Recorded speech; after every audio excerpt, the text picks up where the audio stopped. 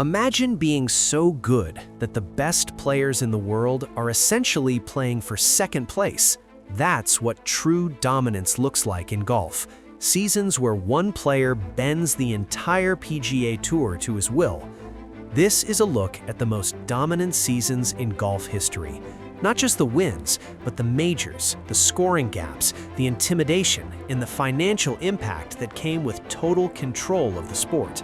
And by the end, there's one season that stands above all the rest. Dominance in golf isn't about one magical week. It's about owning an entire year.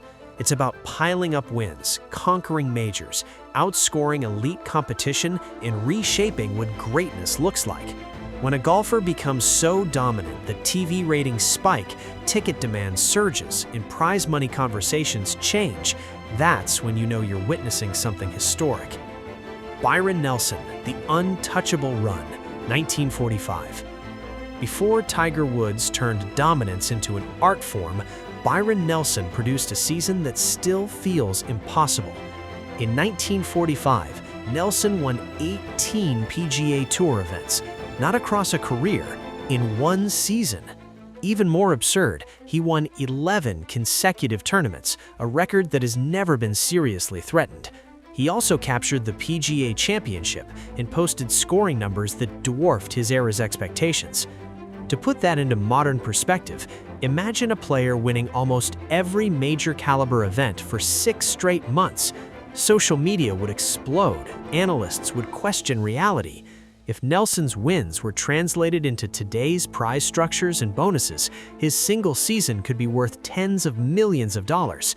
His dominance wasn't just statistical, it was overwhelming. Ben Hogan, the major perfection season, 1953. Then came a different kind of dominance. Ben Hogan's 1953 season wasn't about quantity, it was about surgical precision. Hogan played a limited schedule, yet won 5 tournaments. 3 of those wins were majors: the Masters, the US Open, and the Open Championship. Travel constraints prevented him from even attempting all 4 majors, making his 3-major sweep even more remarkable. This was domination through efficiency. Show up rarely, and when you do, take the biggest prizes available. What makes it even more legendary is the context. Hogan achieved this after surviving a near-fatal car accident. His comeback wasn't just inspirational, it was historically dominant. Nicklaus, the standard of sustained greatness, 1960s to 1970s peak seasons. As golf entered the television era, Nicklaus redefined what sustained excellence looked like. Nicklaus didn't always overwhelm fields with huge victory margins, but his dominance lived on major leaderboards. Throughout the 1960s and early 1970s, he produced seasons featuring multiple major wins and consistent top finishes. He became the benchmark for greatness, the player every competitor measured themselves against. Nicklaus's dominance was about presence. If he was in contention, the tournament narrative revolved around him, and more often than not, he delivered. Tiger Woods, the era-defining peak, 1999, 2000, and 2006. Then came the era that transformed golf's global identity, Tiger Woods. The late 1990s marked the beginning of Tiger's takeover. In 1999, he won 8 PGA Tour events, including the PGA Championship, announcing that the competitive balance of golf had shifted.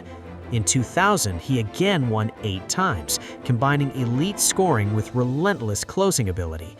Whenever Tiger entered Sunday with a lead, the outcome felt predetermined. But 2000 remains the defining season of modern dominance.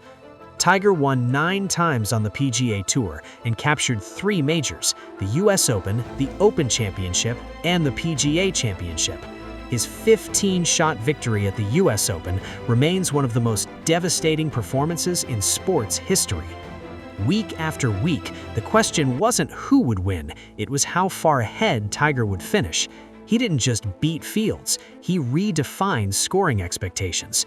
He held all 4 major titles across the 2000 to 2001 stretch, creating what became known as the Tiger Slam. Financially, his dominance reshaped golf.